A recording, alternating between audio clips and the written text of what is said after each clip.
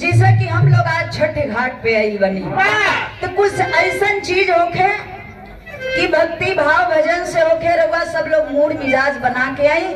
Master साहब बिरहा के स्वर दे के आई।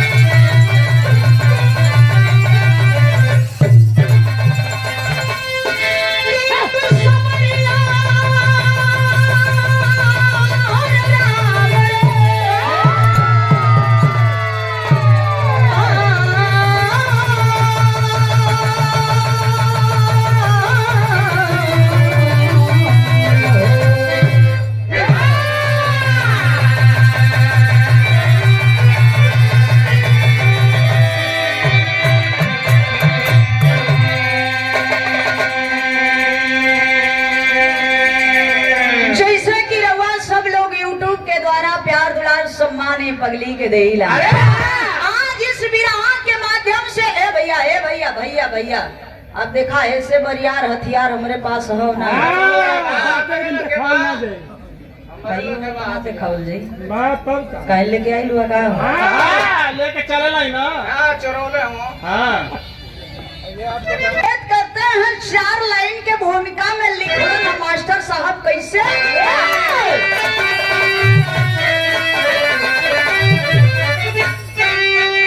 भक्तों की भक्ति अनोखी है जग में भक्तों के उर में बिचरते हरि बाहें पकड़ कर है राहें बताने तो भक्तों का हर काम करते हरि बुलाए जो दिल से तो आते हैं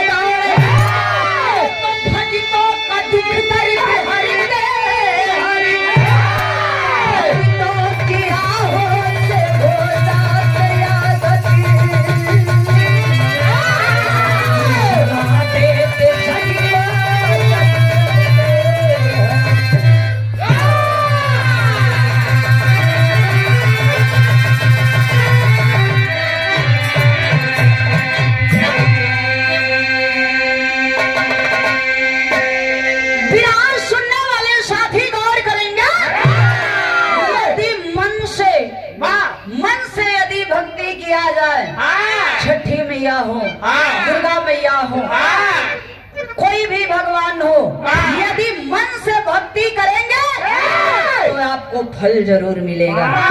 बिरहा में कवि जी संकेत केलन एगो गजल का टुकड़ा लगल मास्टर साहब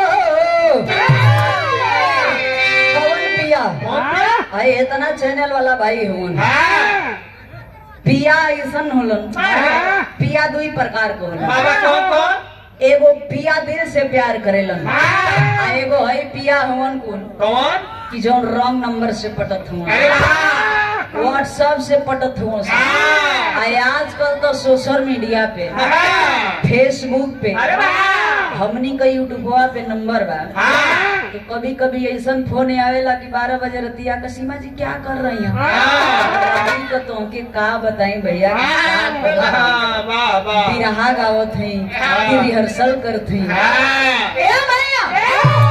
लेकिन जेतना ही बिजोड़ पटेल सो उतना बिजोड़ कभी जी जानत हुआ सुबेरे यदि बात हो गई शाम ले फोन लगैया सजान खाना खोइलू कि ना खोइलू देखो हमसे प्यार से बात कर तो खाना ना खोइबू ना तो हम ना खोइबू इतना इन्होंने का इतना तेज प्यार में रफ्तार बढ़त लेकिन बाहर कभी की संकेत 2 अर्थी भाव में नौजवान साथी चाहिए तो वो जगह से चाहिए तो बहुत जगह से अर्थ लगी कैसा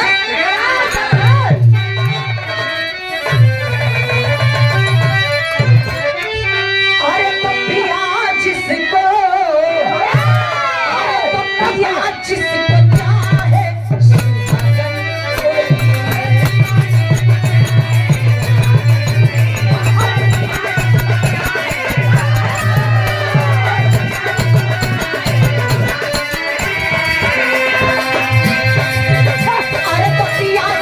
चाहे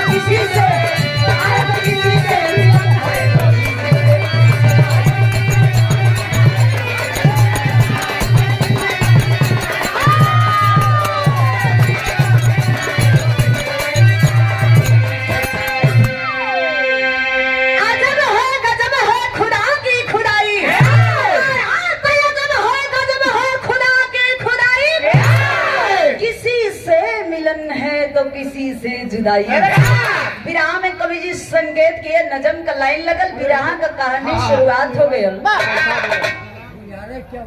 शुरुआत हो गई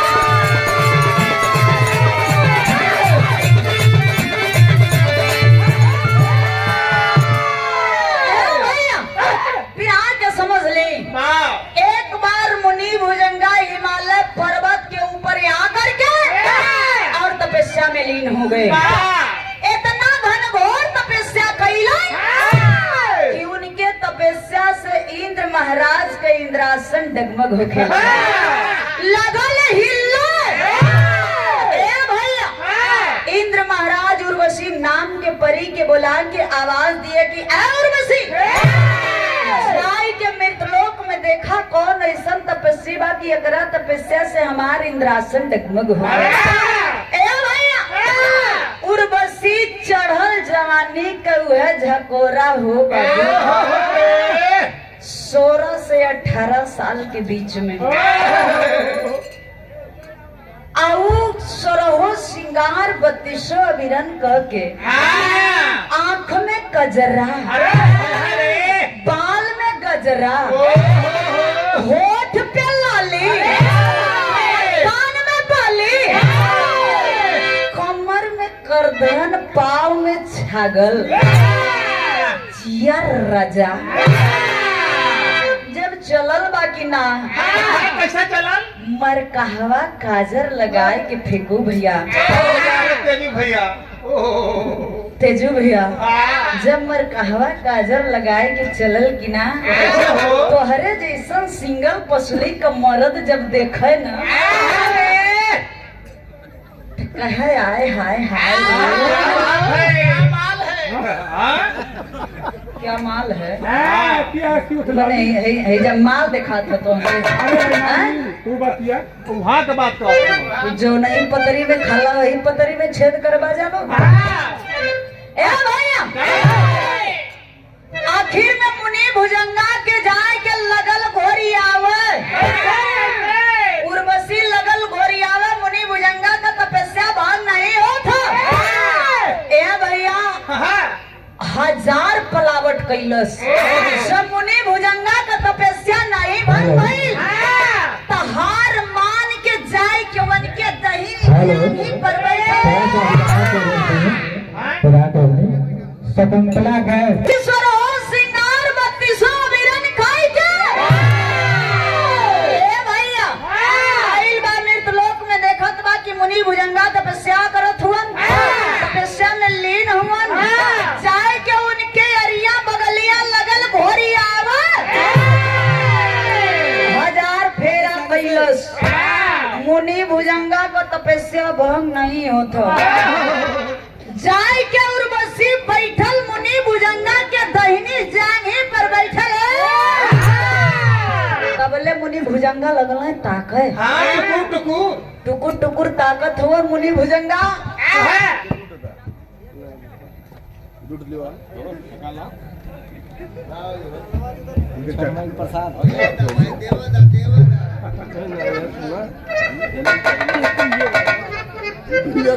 ये नहीं चला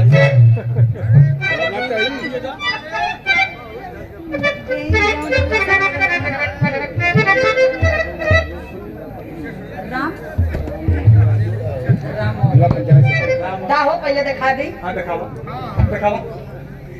आगे आप रामोद यादव जी जिला पंचायत आपकी ओर से ये प्यारा सा पुरस्कार 2 को खूब बड़े बड़े नेबुआ मजाक मत समझिए ये छठी माँ का प्रसाद है और प्यार में गुथा हुआ सुंदर पुष्पहार पूरा पार्टी के माता छठी का प्रसाद देके आशीर्वाद कैलन भैया आशीर्वाद दिलन हा 100 रुपया पूरे पार्टी को निवाजा गया 500 रुपये से 2 नेबुआ एगो प्यार में गुथा हुआ सुंदर पुष्पहार से निवाजा गया भैया के प्रणाम बा आशीर्वाद का प्रतीक्षा बा दोनों नेबुआ आराम से धला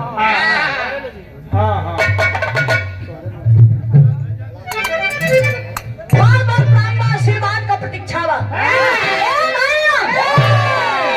उर्वशी का निगाह मुनि भुजंगा का निगाह 2 4 हो गए मुनि भुजंगा लगला था आए हाय हाय कहाँ रहलू ये बेरा ले हाई बेरा हो गई उनके काले का मतलब जवान लड़कैया से जवानी आ गई जवानी से बुढ़ौती आ गई इतना सुघर इतना खूबसूरत तो कहीं देखबे ना कहीं यहाँ माल देखा आई लोग बेसी बोलवा लोग तो कल पार्टी से खेत दे बता रहे वहाँ का बात हो तो भाई ए भैया मुनि भुजंगा का निगाह जब उर्वशी का निगाह 2-2-4 भइल तो देखा भइल का बिरहा में गीत लग गई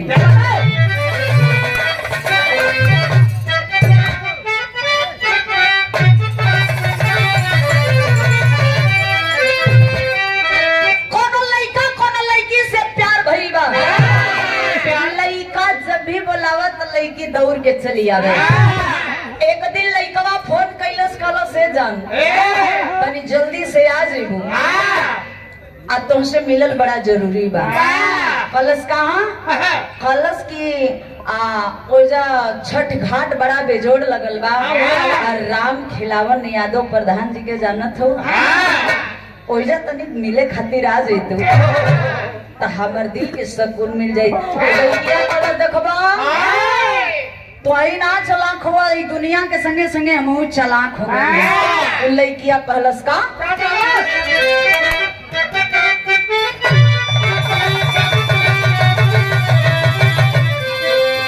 अरे यही तारा चूता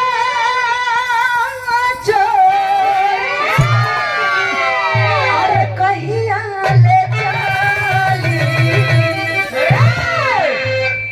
ले चली अरे यार प्यार किया तो डरना क्या प्यार कैला हुआ तो बीच समाज में आवाज किया कहेगा अरे यही तारे चुपे छोरी कहिया ले चली बात हमर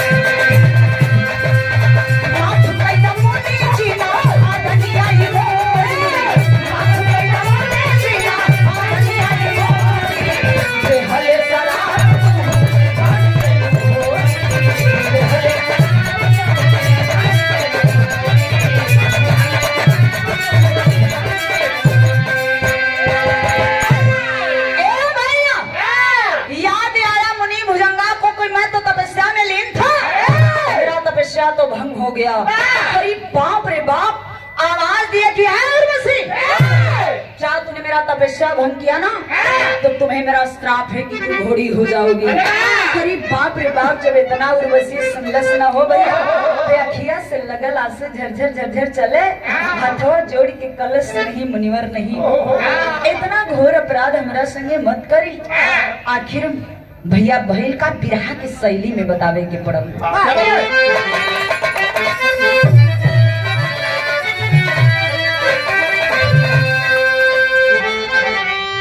अरे विधनवा विधि के तारे नाटरी, अरे विधनवा विधि के तारे, विधनवा विधि के तारे नाटरी, कहले गुप्त भेद सब नारद से।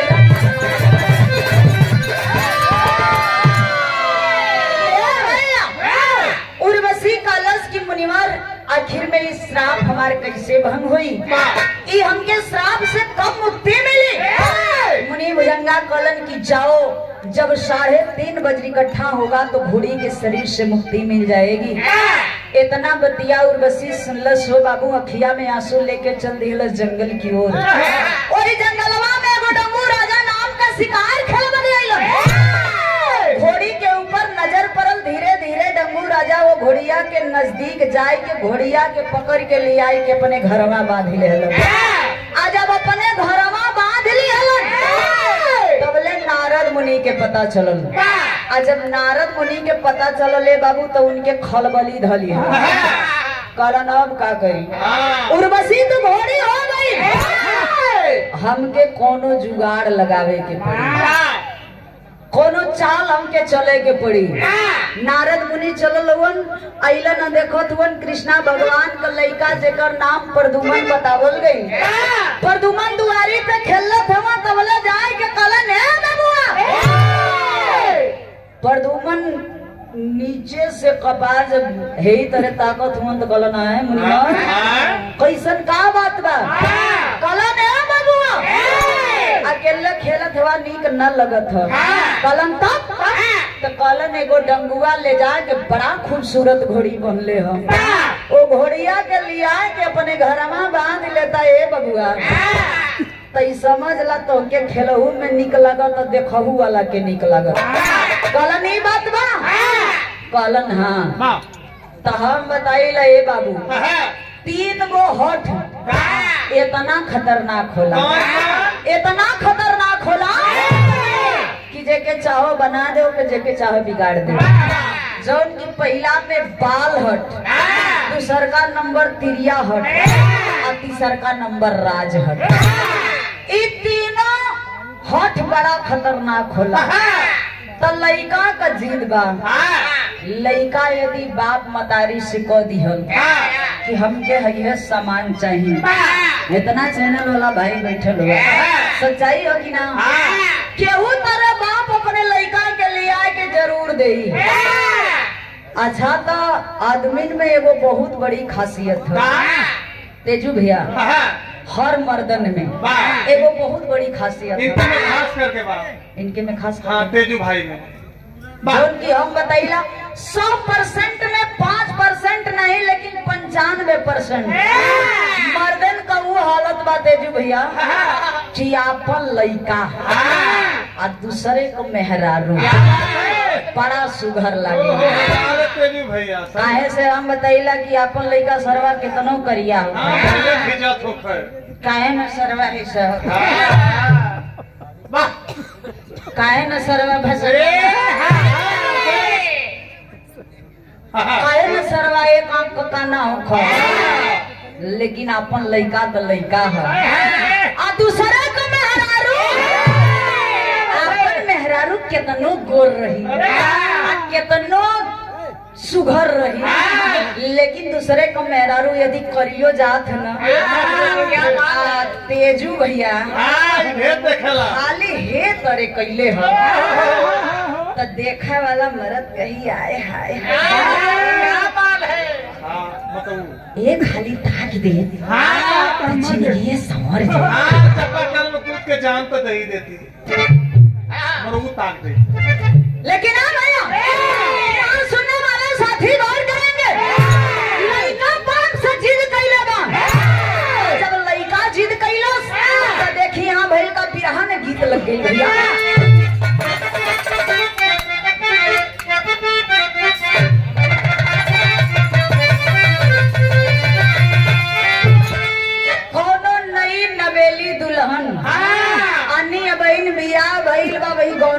गई।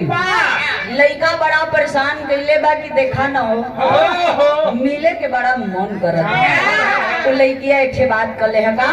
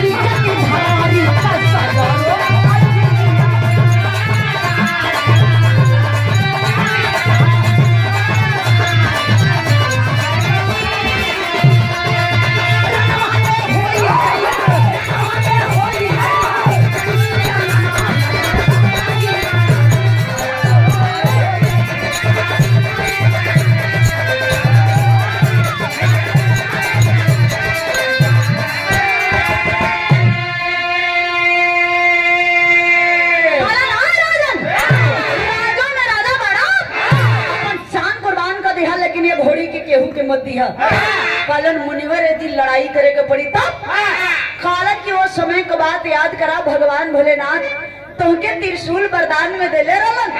वो त्रिशूलिया के यदि ले जाके लड़ाई करवा तो स्वयं विष्णु भगवान भी हार जइहन। ए भैया जब इतना बात सुनलन न तो जवन मानव का शरीर होला ई बड़ा अजीब होला। मानव का शरीर यदि तनकी सब कुछ छुआ जाई ना अरे तो फूल के गरगज न हो जाई। यदि मुंह पे केहू बड़ाई कह दलो सरे भैया तू तो बड़ा वीर दिखात हुआ तो चाहे काहे न घर ही में पहलवान लगिया भाजे लगिया दुनिया भर कल। लेकिन भैया जौना समय ये बात का पता चलल तो ना समय वही का बिरहा में आखिरी गीत लग गई।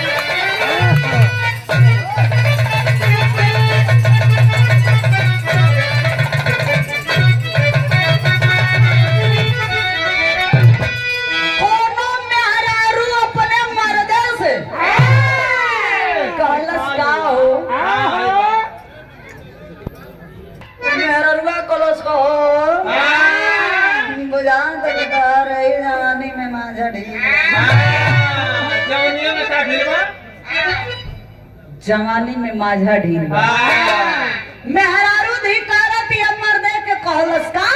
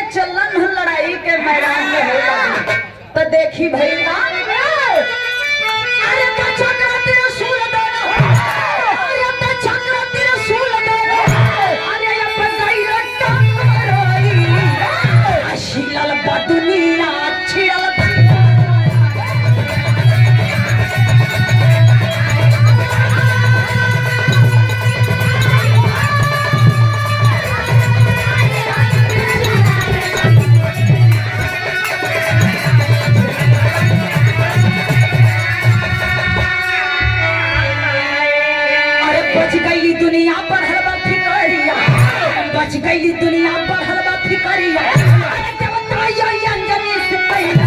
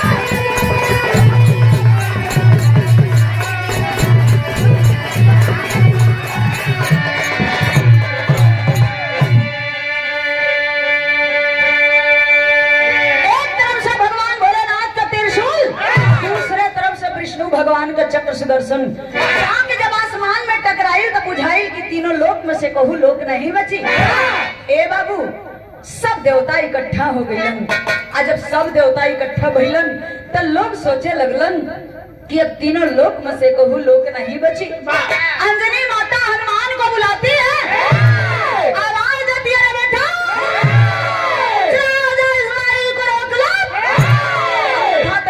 कोई नहीं जो इस लड़ाई को रोक सके। हनुमान जी भैया, हनुमान जी हथवा जोड़ के लगलन गनगन गनगन गनगन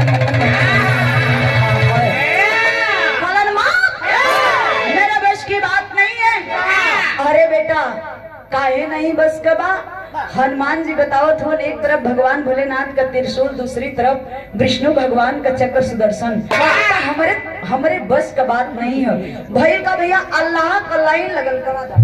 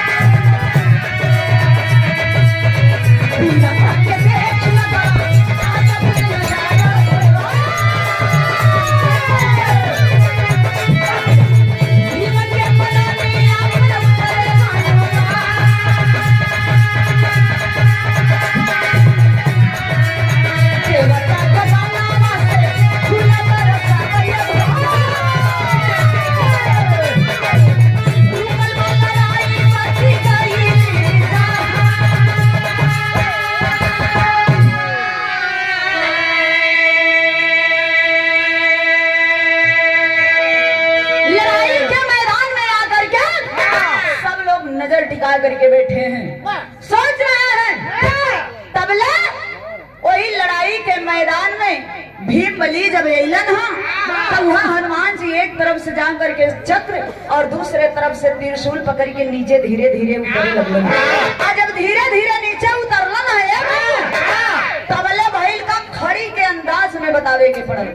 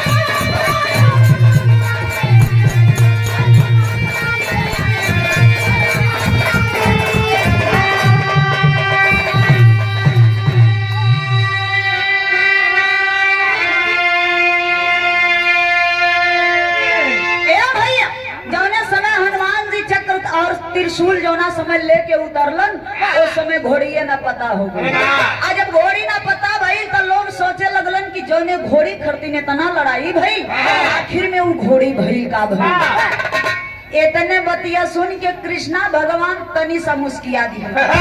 आज जब तनिकी सा मुस्कियाइलन तो उनके मुस्कियाइले का कारण सब लोग पूछे लगल कि ये सरकार काहे खातिर हंसला है, अब काहे खातिर मुस्कियाइला। कृष्णा भगवान बता रहे हैं कोई घोड़ी नहीं बल्कि उर्वशी नाम की परी थी। मुनि भुजंगा का श्राप रहल जब 3:30 बजे इकट्ठा हुई तो घोड़ी के शरीर से मुक्ति मिल जाई। कहलन ये सरकार 3:30 बजरवा भइल का। कृष्णा भगवान बतावत हुवन कि एगो जवन भगवान भोलेनाथ का त्रिशूल बा, त्रिशूलवा पूरा वज्रबा। कलन दूसर का जौन विष्णु भगवान का चक्र सुदर्शन बा, चक्र सुदर्शन पूरा वज्रबा। कलन ये सरकार तीसर का, कलन तीसर का जौन हनुमान जी का शरीर बा, हनुमान जी का शरीरिया पूरा वज्रबा। कलन ये सरकार खूब बढ़िया से चुतिया बना दिया। कलन मतलब कलन ये लड़ैया में 4 चीज लागल बा, चारों चीजिया सौभागे बा। आधा का भइल। भगवान मुस्कुरा करके बता रहे हैं कि आधा वज्र कुंती का लाल जेकर नाम भीम बलि बतावल गया।